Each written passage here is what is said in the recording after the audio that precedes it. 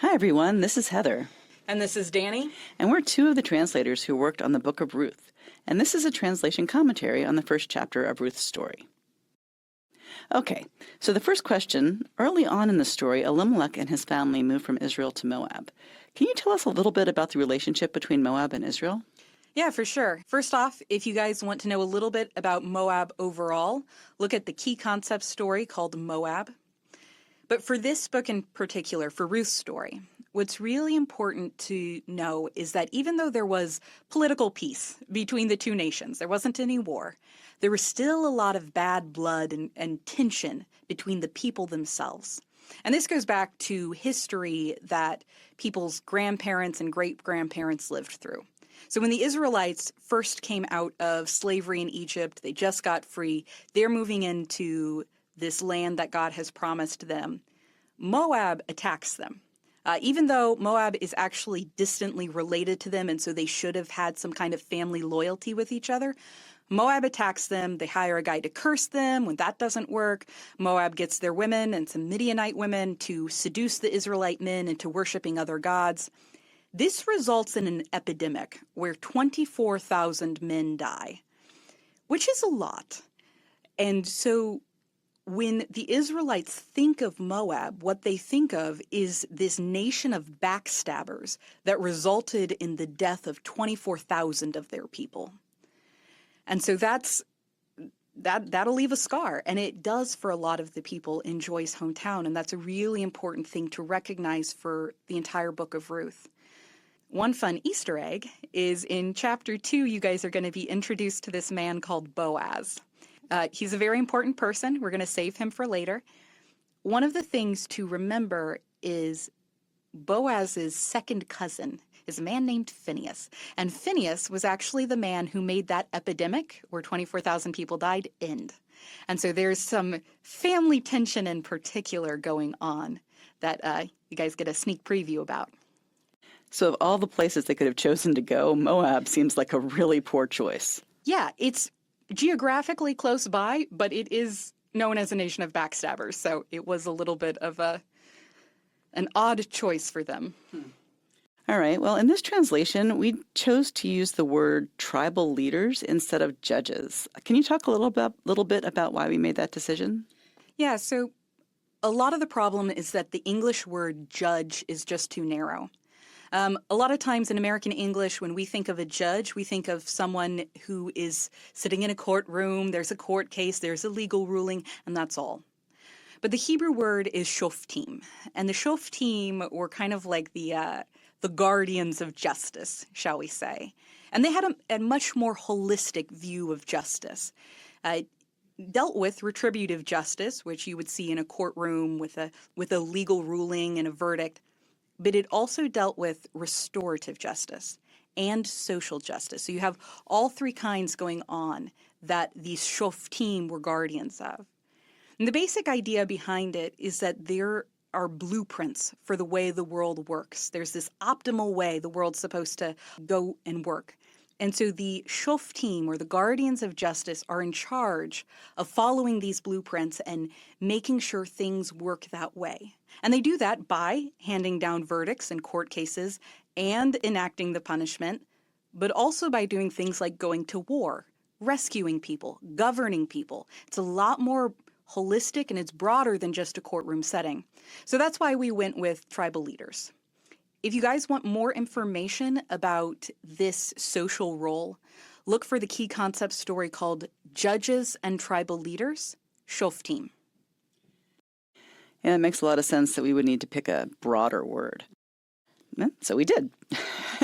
So at the beginning, we're introduced to this family of Elimelech and Joy and their two sons.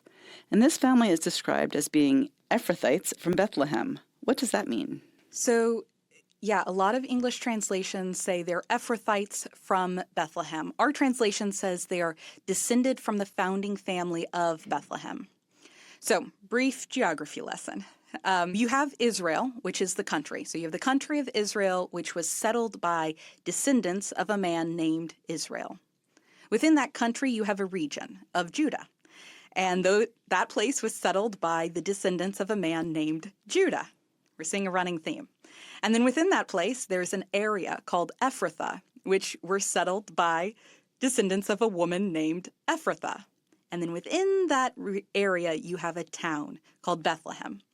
So if you guys want a little more information about this, look at the key concept story titled Bethlehem and Ephrathah. But to recap, an Ephrathite from Bethlehem implies that these people were descended from the people who settled that area. And so the implications of that is they are an old and powerful family. They have a kind of responsibility to that area, which means they're the kind of family that shouldn't just abandon everyone and the land during a famine. But once again, that's what Elimelech and his family do. They abandon everyone to go to the nation of backstabbers, the Moabites. Wow, that's a harsh setup right there. So we made another interesting decision to translate Naomi to joy. Why didn't we just use Naomi? Yeah, so that's obviously the more traditional way to render her name is Naomi, which is an anglicized version of the Hebrew Naomi. So Naomi means pleasant or precious. It's just a normal adjective. You can use it, for example, to describe a land, a pleasant land. You would call it Naomi land. The problem is that when you don't translate the name, you miss the emotional punch of the wordplay at the end. So at the very end, Joy comes back having lost everything, and all the people that she grew up with and all the people of the town, extended family, are saying, oh my gosh, Naomi is back, Pleasant is back, Precious is back, and they're calling her this, and she's looking at her life, and it's just awful. And she's like, my life is in shambles.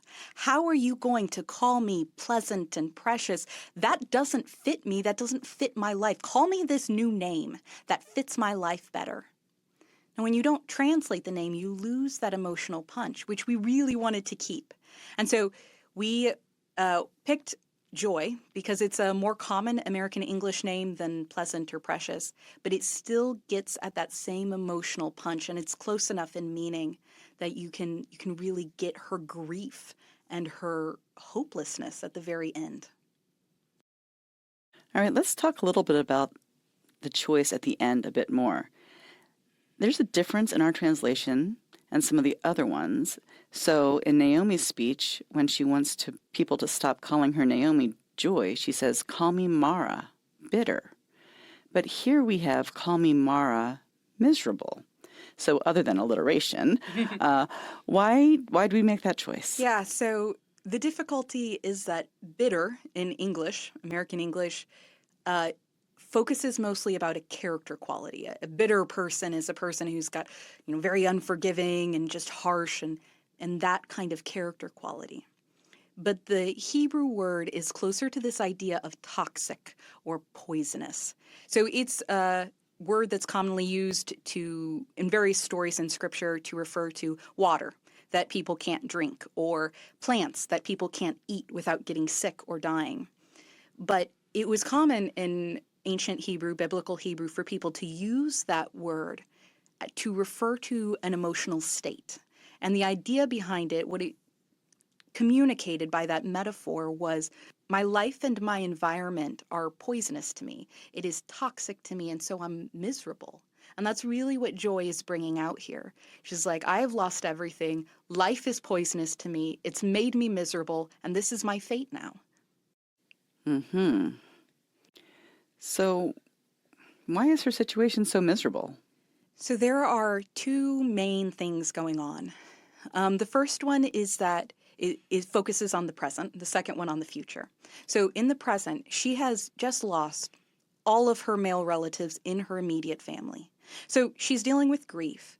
But in addition to that, there are certain practical considerations that are now affecting her.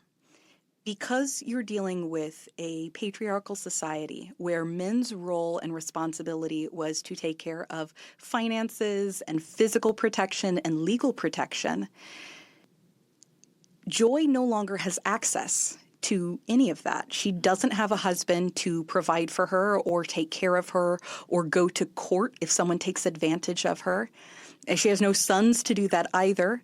And she also has no retirement plan. Sons were considered your retirement plan. There was no social services, and daughters married into another family. So the sons were the ones who were responsible for taking care of you when you were old. But with all of those immediate male relatives dead, she has nothing. She's in a very vulnerable position where it's going to be very easy for other people to take advantage of her. That's why in verse 5, when it mentions that her 2 sons die, the Hebrew doesn't actually call her by name. It doesn't say Joy was left behind. It actually says the woman was left behind from her 2 sons and her husband. And what the Hebrew's really trying to pull out there is highlighting her vulnerability and her situation as a woman without male relatives. And we try and bring that out while still keeping the normal English of like, this is Joy, there's not a new woman.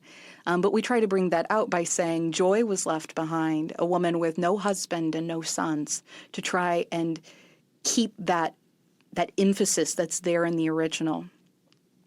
So the second issue that's going on that puts her life in such a miserable state is she's not expecting anything to get better. She's looking at the future and she is expecting a long life of hardship, not just because of the fact that she has no security, no safety, very vulnerable, but also because she believes she's been cursed by her God, that her God, Yahweh, is angry at her and that he is the one who killed her husband and her sons. And she is expecting that life will not improve for her. Now, to be clear, the Bible doesn't say whether or not she's right or not. Bible never says that God killed her sons or her husband, never says any of that. But what it does do is it lets her grief and her accusation breathe. It doesn't come down harshly and say, stop thinking like that. It just lets her feel what she's feeling. And in the background of the story, though, you can see God working to take care of her. But it isn't really highlighted until the very end. It lets that grief and accusation breathe for a little bit. So really, she has very little hope of anything changes. So why would she bring her daughter-in-laws with her? So she's trying to convince Orpah and Ruth not to come with her. Exactly. That's definitely one big reason. She thinks they're going to be better off without her because she thinks Yahweh is cursing her. That's what she says. Your life is basically, my life is more miserable than yours because Yahweh's working against me. And she's trying to imply he's not working against you. He's working against me. You can, leave me and escape this curse that I'm under, or that she thinks she's under. The other reason, though, is perhaps a bit more selfish, is going back to that bad blood between Moab and Israel.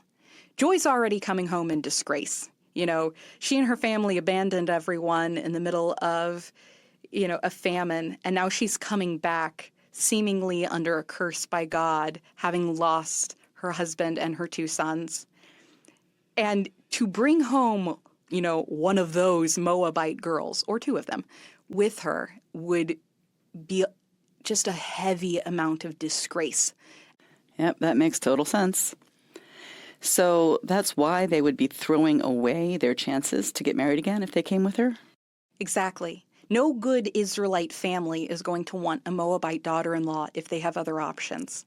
And once again, we're not saying that this is a good perspective that the Israelites had or a right one. We're not saying that. We're just saying this is how it is. I think it's important to have empathy with each of the different perspectives in the Bible and the characters. So what's happening is no one in Joy's hometown is likely going to marry Orpah or Ruth except out of family loyalty, which was a huge cultural value but would still require a great degree of family loyalty to convince them to marry one of those Moabite girls. Let's talk a little bit more about that term, family loyalty. So one of the key concepts in this story is the Hebrew word hesed. It appears in this translation as loyalty, but in other ones it might be loyal love or loving kindness, mercy, something like that. But what is it? It's a different concept or a different sort of word than we have a good equivalent for in English, it seems. So can you give us a little bit more about what this Hebrew word actually means? Of course. I love this word. So if you guys want a more in-depth take on what chesed is and how that plays out in the Bible, go ahead, listen to that key concept story called Loyalty Chesed. But so that I don't take all of the time, just in a snapshot. Chesed refers to the binding ties between people with the associated rights and responsibilities. In American English, we would call this ride or die. You ride or die with someone, you are with them through thick and thin. You're going to do whatever it takes to take care of them, and they're going to do whatever it takes to take care of you. If you go to them in the middle of the night because you need something, they will take care of it. They will get it for you, and they know they can do the same thing with you. It's this idea of we have this strong emotional connection a lot of times, but it's reflected in action. And so it's all about loyalty and the kind of responsibilities you have to people in your inner circle, the people you have chesed with. And culturally, that first inner circle was your family. And everything else kind of branched off of that. And so the core of chesed is this concept of family loyalty. Family takes care of its own. But then it expands to friends, and your friends become kind of like your brothers and sisters. And then it expands to guests who get invited into the family for a season. And it expands to your allies who you become kind of like blood brothers with. And it expands to a king and his subjects who become kind of in that family connection with each other. And so that's really what's going on, is this loyalty between people. So another really important cultural concept is pronouncing blessings and curses. When Joy is saying goodbye to her daughters-in-law, she says something like, "This is the blessing I hereby give you both." Later on, when Ruth is telling Joy that she's not leaving her, she says, "With Yahweh as my witness, I now put myself under a curse." And later in the book, different people say, "May this happen," or "May Yahweh do this." What's going on here? What is blessing and cursing? Is this just, "I hope this happens for you," or well-wishing of some sort? Are they trying to communicate your feelings about something? What's the deal? Yeah, it's a lot more intense than any of that. So in this culture, and actually a lot of cultures nowadays still, there's this belief that there's this spiritual component to reality. And so what happens when you pronounce a blessing or you cast a curse is you're using words to harness spiritual power to cause something to happen in reality. So for a blessing, you are using your words to harness spiritual power to cause something good to happen in someone's life. When you are casting a curse, you are using your words to harness spiritual power to cause something bad to happen in someone's life. And so when Joy is leaving, she, pronounces this blessing on her daughters-in-law as kind of this final gift, goodbye. What's really interesting is at the end when Ruth calls down a curse on herself in a kind of if-then situation. If I break my promise, I'm going to cause harm to myself using spiritual power that's going to backlash on me in the future if I break this. Wow, so that's really intense. Let's talk just a little bit more about that. Our translation here says, "If anything separates us, even after we're both dead, Yahweh himself will punish me." What kind of a punishment is Ruth imagining? She's kind of leaving it up to Yahweh's discretion. Yahweh, by the way, name of the Israelites' God, Joy's God. So the Hebrew for this phrase is Ko ya'aseh Yahweh li v'ko yosif. Literal would be, "Thus Yahweh will do to me, and thus will he add." It's actually a pretty common, that structure is a pretty common self-curse formula in the Bible.